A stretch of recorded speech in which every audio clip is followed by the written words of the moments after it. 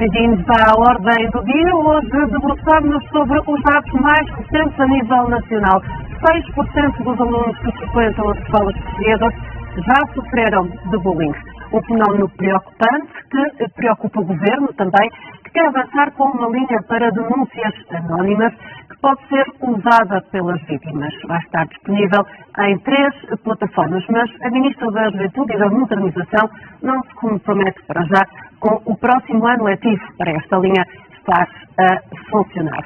Hoje temos connosco para analisar este fenómeno do bullying 2 convidados, a Ana Lage, que é psicóloga, e também Paulo Cardoso, que é membro do Conselho Executivo da COFAP, a Confederação Nacional das Associações de Pais. Já vamos ao testemunho de ambos nesta ajuda, porque para já fomos para a rua ouvir o que os portugueses pensam e analisam sobre o bullying com a nossa Patrícia, que foi em Vila Real ouvir jovens sobre este fenómeno. O bullying é um tema cada vez mais falado e mais debatido e os números do estudo vêm alertar ainda mais para este flagelo. Eu tenho comigo agora um jovem, o Luís. Luís, bullying é uma palavra que te assusta, que te preocupa? Já assististe a algum caso? Já aconteceu contigo?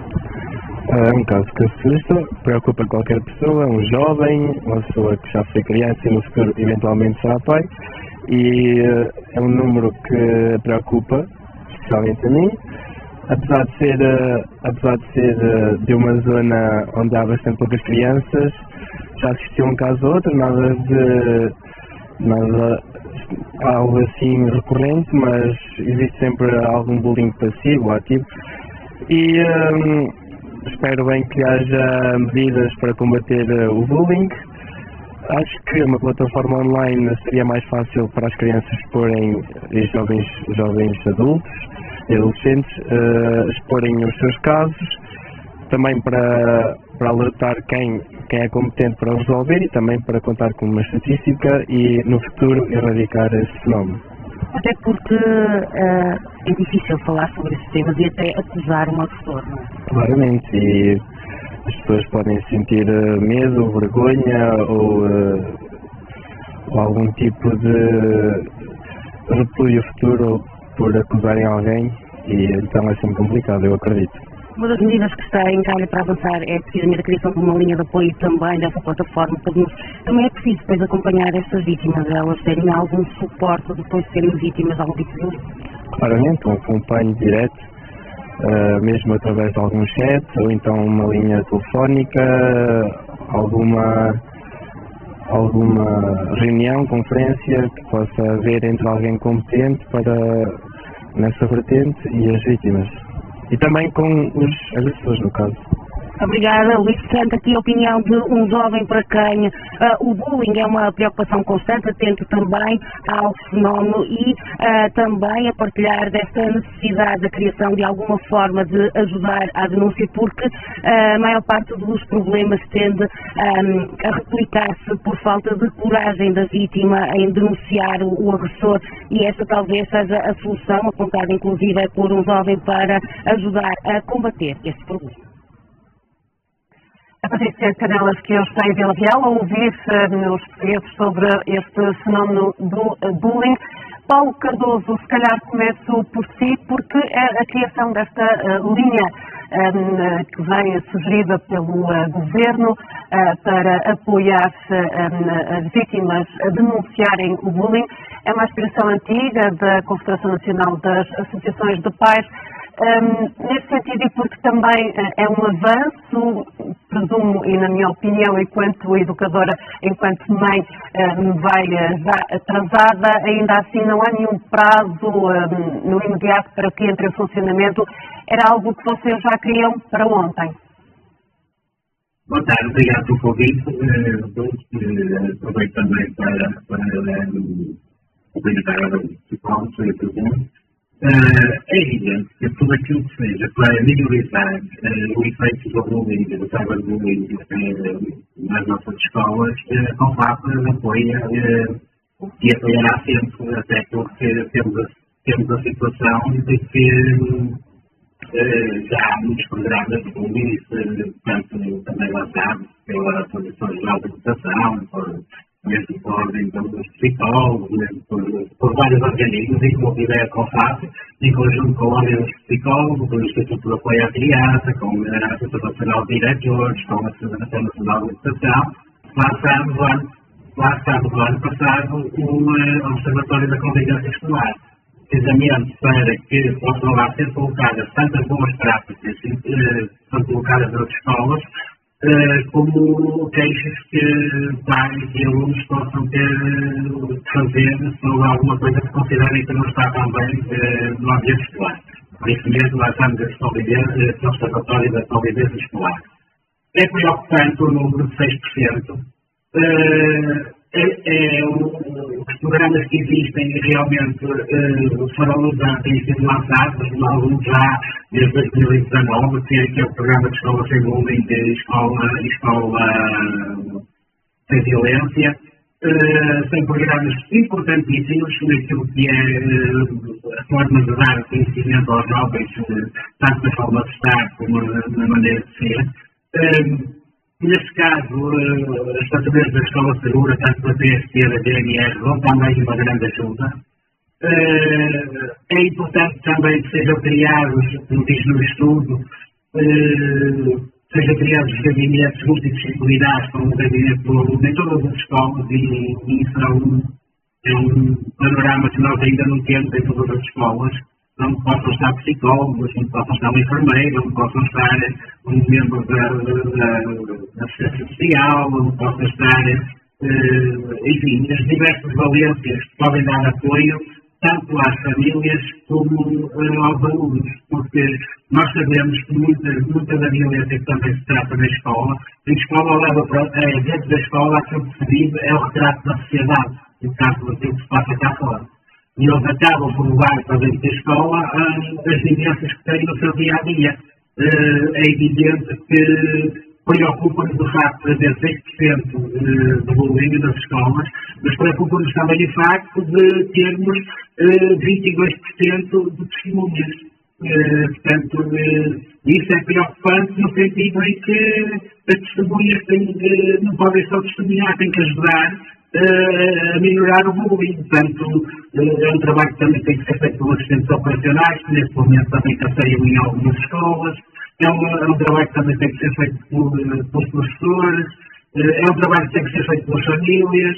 E as famílias mais estruturadas têm mais dificuldade em perceber, por exemplo, quando é que um dos seus filhos está sofrendo bullying ou cyberbullying. E era muito importante que realmente as famílias estivessem atentas a essa situação para tentar minimizar os efeitos que possam ter sobre a vida da criança, porque isto pode afetar a saúde mental, pode afetar o percurso escolar do aluno até, não é? Portanto, o seguramente o aluno pode ficar prejudicado no percurso escolar e sofrer bullying, cyberbullying. Portanto, tudo isto são situações que nós temos que tentar sensibilizar e prevenir para que depois não tenhamos os casos no concreto. Agora, perguntava-lhe também, Ana Lage, efetivamente esta prevenção vem de casa também, mas estes números de 6% são preocupantes ou acha que ainda assim haverá muitas vítimas que não se assumiram como vítimas neste estudo, por exemplo? É possível? Boa tarde, antes de mais, e obrigada por trazerem este assunto aqui à discussão. De facto, concordo com o Paulo Cardoso que temos que continuar a conversar sobre isto e haver mais formação e, desde logo, se calhar também clarificar aqui uma dimensão importante daquilo que muitas vezes é designado de bullying e estamos a usar até, talvez, de forma abusiva esta palavra. Então, há três elementos, três critérios que nós consideramos do ponto de vista, assim, mais de rigor, mais científico, o que é que significa exatamente bullying. Tem que haver intencionalidade de magoar, então tem que haver aqui a ideia de que eu vou fazer mal a alguém com o propósito de magoar, mesmo de fazer mal, fazer dano, de provocar sofrimento, vá. Tem que haver uma repetição, ou seja, tem que haver um ato que não é único, não é uma explosão, não é uma intensidade agressiva num determinado momento, mas há uma repetição desta intencionalidade de magoar e de efetivamente magoar. E depois tem que haver também uma diferença no desequilíbrio de poder. O que é que isto quer dizer? Quer dizer que a pessoa, neste caso estamos a falar mais no contexto escolar, portanto a criança ou adolescente que está a fazer esse dano, portanto a fazer esse mal a outra pessoa, tem que se perceber como tendo mais poder do que a outra pessoa, outra criança, outra adolescente que está, enfim, a receber esse dano, a sofrer esse dano. E a pessoa que está, a criança ou o adolescente que está a ser vítima, tem de facto de ser percebida como tendo menos poder e, portanto, com menos dificuldade em defender-se ou em limitar essa ação, em dizer, não, tu não vais fazer mal, não quero que me faças isso, e portanto tem que ser percebida como menos poderosa.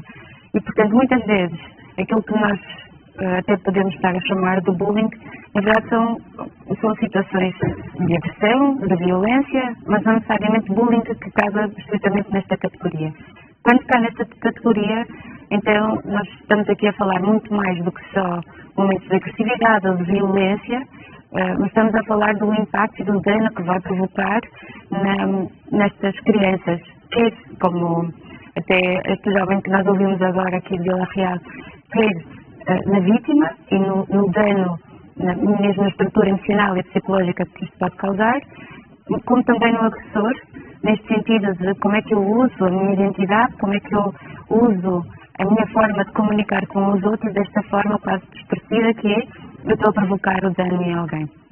Então, neste sentido, eu diria, para responder à sua pergunta, é provável até que exista mais do que 6%, ainda que muitas vezes nós refiramos estas situações de bullying como tal, ainda que não seja, não é? Usamos essa palavra para designar aquilo que muitas vezes são... Generalizou-se um bocadinho a generalização do bullying. Sim, essa palavra sim, portanto há este desequilíbrio. Por um lado, chama-se bullying, há muita coisa que não é bullying, porque são só situações, só no sentido que são situações pontuais, esporádicas, de confronto, de conflito, enfim, de animosidade ou hostilidade que possam existir entre crianças e adolescentes numa determinada circunstância, e portanto isto se calhar até existem mais, até são as situações mais frequentes, e por outro lado as situações que são bullying mesmo e que devem ser preocupantes não só porque existe esta violência e esta agressividade, mas porque existe esta dimensão psicológica por trás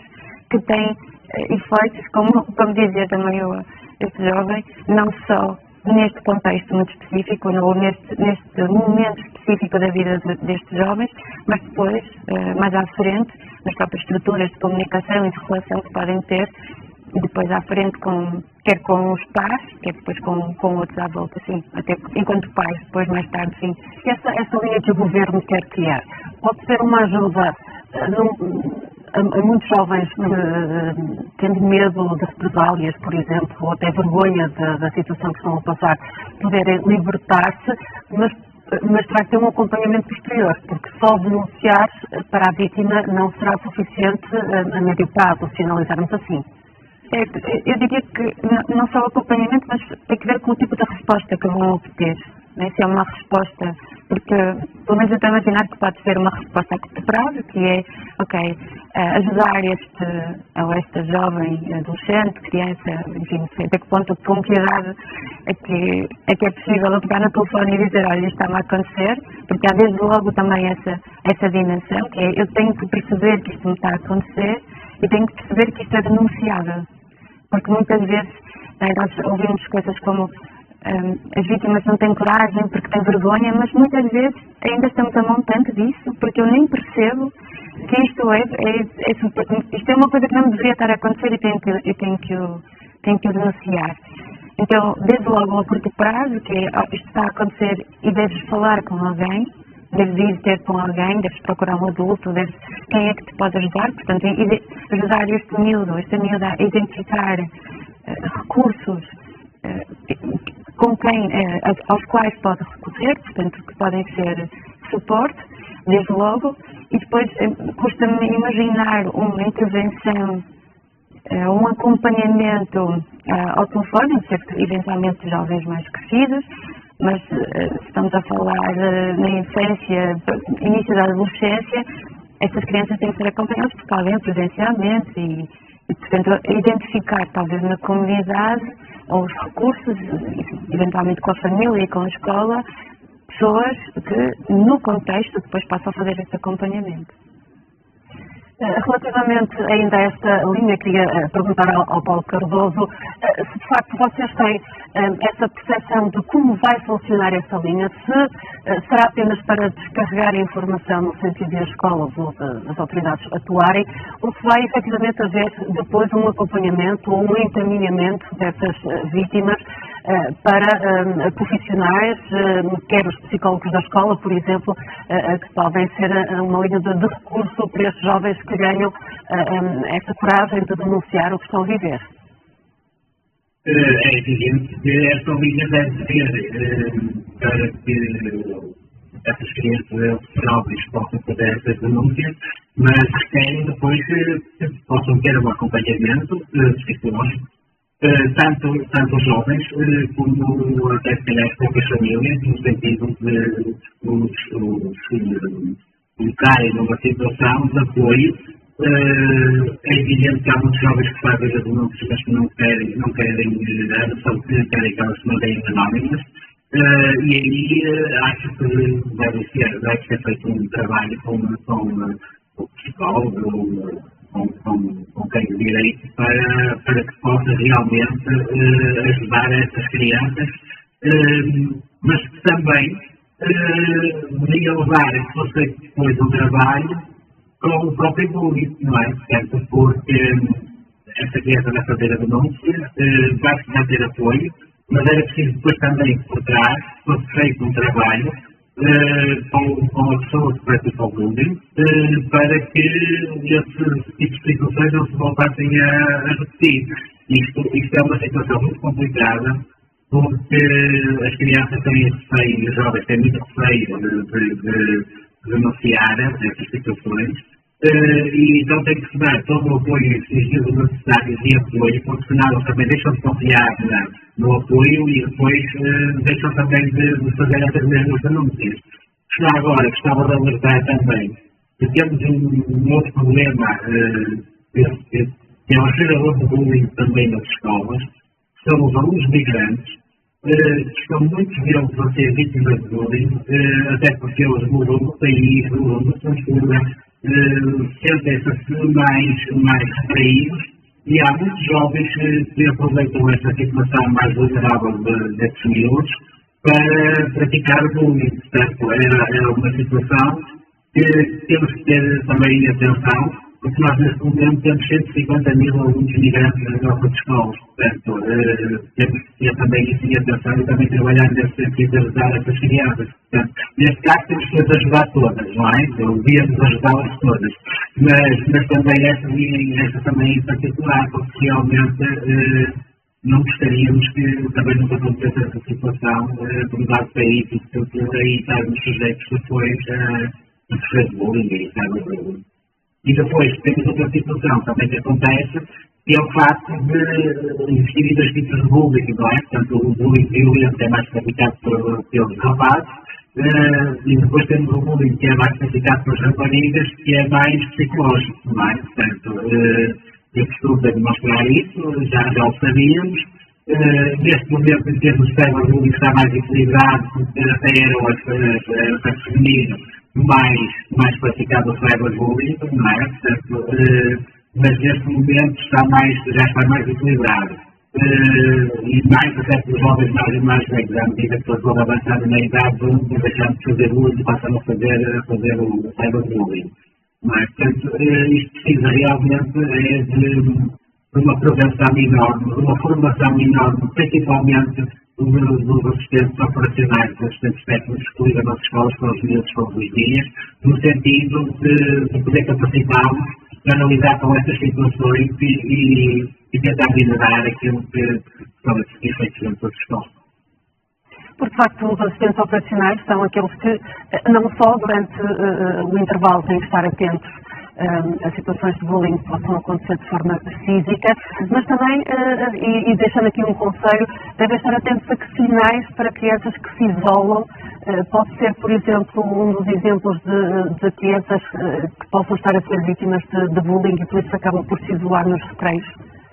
Pode ser um dos sinais, independentemente de até ser por motivos de bullying ou outros, miúdos que estão isolados não se retraem de forma consistente, não pontualmente, mas de forma consistente, de facto foi identificado que estão de forma recorrente isolados, então desde logo seria um sinal de alerta, independentemente de estarem ou não a sofrer bullying. Portanto, sim, essas serão as pessoas que beneficiariam de ter mais formação não só identificar alguns desses sinais, mas mais formação também em como, que tipo de perguntas fazer, como, que tipo de alerta ou de sinais é que podem estar mais atentos, e depois também como lidar, como estava a dizer o Paulo Cardoso, mas como lidar não só com as vítimas, como as podem proteger, como as podem cuidar, mas também com os agressores e com as famílias que devem perguntar isso aos agressores, porque atendemos sempre a falar das vítimas, obviamente, mas há um trabalho muito importante e não menos difícil a fazer com os agressores para que percebam e não repitam os comportamentos. É até mais difícil conseguir voltar a cabeça destes jovens que têm sistematicamente este comportamento de fazerem bullying, é mais difícil até do que às vítimas. É mais difícil. Qualquer intervenção psicológica que implique mudanças de comportamento, mudanças nas formas de comunicar, tem sempre graus diferentes de dificuldade, não é? Porque há diferentes variáveis que nós temos que considerar, quais são os recursos que esta criança tem, que tipo de apoios é que tem, qual é a história de vida, quais são as formas de comunicar, enfim. Aqui há vários critérios que nós temos que questionar antes de dizermos que é mais fácil ou mais difícil só estritamente porque é agressor ou porque é vítima. Acho que há uma intervenção que tem que ser de contexto, de reparação das formas de se relacionarem e estamos a falar de agressores, portanto estamos a falar no contexto de bullying, sim? Uma coisa é situações esporádicas, pontuais de violência, um bocado aleatórias, mais reiterados e repetidos. E aí estamos a falar que há alguém que está a usar a sua percepção de poder, a sua percepção de que eu, porque sou mais alto, sou mais forte, sou mais velho, enfim, o que seja, estou a usar essa percepção de poder que eu tenho sobre outra pessoa como uma forma de comunicar e como uma forma de agredir. E, portanto, estamos aqui a ver um desequilíbrio, desde logo uma distorção na forma como posso relacionar e comunicar com outra pessoa. E isso é importante que aconteça aqui alguma intervenção ou pelo menos algum cuidado com esta pessoa, porque eu estou a construir esta minha visão do mundo de que é ok eu usar a minha relação de poder apenas para diminuir ou vulnerabilizar a outra pessoa. Então isto é uma intervenção que não é importante apenas para diminuir as situações de bullying nas escolas, mas é importante para a vida futura desta pessoa e de todas as pessoas que ela vai influenciar, porque todas as pessoas com as quais se vai relacionar. Portanto, não estamos só a dizer que queremos acabar com o bullying nas escolas, mas queremos que as relações e a forma de comunicar entre as pessoas seja no limite mais saudável e, portanto, mais promotora do desenvolvimento de uma forma geral para toda a gente. Ok, agora que voltemos à rua, onde a Patrícia Canelas esteve à conversa com os portugueses para perceber qual é a percepção que eles têm do bullying. E neste caso, pelo que consegui perceber também, vamos ter aqui um testemunho muito importante de um jovem, de um menino que testemunhou e vai contar-nos aquilo que conseguiu ver e como se sentiu ao ver um colega vítima de bullying. Patrícia. Falar de bullying é sempre complicado, as histórias são difíceis de se ouvir, até porque na maioria das vezes são repetidas e ninguém acaba por interferir, uns por medo, outros por falta de iniciativa. Eu tenho comigo agora o Ricardo disse-me que tem 11 anos e já assistiu a uma situação em que um colega teu foi vítima de bullying, não é? Quer nos contar? Então, eu já tive um colega no quinto ano que ele nasceu prematuro e ao nascer prematuro nasceu mais baixo. E havia rapazes altos que gozavam com ele, deitavam ao chão, e eu já vi um monte de vezes, eu não me queria meter e já lhe disse um monte de vezes, faz queixa, mas ele, com medo que os outros fizessem algo mal no futuro, não fazia queixa. Continuava a sofrer, até que mudou de turma. Mas antes de mudar de turma, aconteceu uma coisa que foi: ele estava no intervalo e começaram a gozar porque ele não conseguia jogar bem futebol por causa da altura dele, e começaram a deitaram ao chão, começaram a gozar, alguns até davam pontapés, e o que é que eu fiz? Levantei-o, empurrei o meu colega e disse: anda comigo fazer queixa. Ele disse: não, tenho medo, o que é que eu fiz? Eu disse assim: se não fizeres queixa, já não sou mais teu amigo, porque tu deves fazer queixa. E ele era muito meu amigo. E ele disse: ok, fomos fazer queixa, os rapazes aderam-se mal e felizmente ele mudou de turma, mas ainda é meu amigo. E os outros rapazes? Tu não tiveste medo, não houve repercussão nenhuma para ti? Não. Olha, tu entendeste a preocupação do teu amigo de não querer ir fazer queixa, o medo dele, é o que acontece muitas vezes? Eu entendi, porque eu acho que ele deveria ficar muito cheio de vergonha, porque eles não faziam bullying. Quando eu estava só com ele, eles não faziam bullying. Gostavam mais de fazer bullying quando estavam pessoas a observar. Depois do inquérito que foi feito e revelaram os preocupantes de bullying, um grupo de trabalho do governo quer criar uma linha de apoio, também uma forma de denúncia. Será mais fácil fazer as denúncias desta forma e evitar que estas situações? Sim, acho. Porque nós não temos desculpa de tal como nascemos, nós somos tal como somos. Portanto, achas que se as vítimas conseguirem fazer queixa sem terem que se expor, será mais fácil o trabalho? Será. Porque depois os adultos irão confrontá-los, dizer que não devem fazer isso, e pode acontecer alguma coisa, caso que não faça queixa, pode acontecer, o bullying pode ficar pior, e adiante. Vai sempre atento a isso, não vês muitos casos desses, ou conheces muitas histórias que marcam? Muitas não, mas, por exemplo, o meu colega, o Diogo Saraiva, é muito meu amigo, ele mudou de turma, mas eu fico feliz por ele ter mudado de turma, não é porque eu até gostava dele ficar na minha turma, mas eu fiquei feliz porque eu vi que ele lá dava-se melhor e arranjou o melhor amigo que ficam sempre juntos, e por acaso o melhor amigo é quase na mesma altura. E eu acho muito bom que eu seja feliz na turma onde está. Preocupa-te caso muitas histórias destas pela escola? Preocupa. Porque eu tenho medo que isso comece a acontecer frequentemente. Que acontece frequentemente e pronto. Obrigada, Ricardo. Portanto, uma história que não é comum acabar por interferir e tentar travar um problema ao aperceberem-se que a vítima não era capaz de o fazer sozinho. O Ricardo acabou por ajudar um amigo, nem sempre isto acontece, mas fica também nesta história mostrada a dificuldade da vítima em fazer queixa e a necessidade então de criar uma alternativa para que as pessoas se sintam mais confortáveis para fazer a denúncia, para que possa então haver uma intervenção.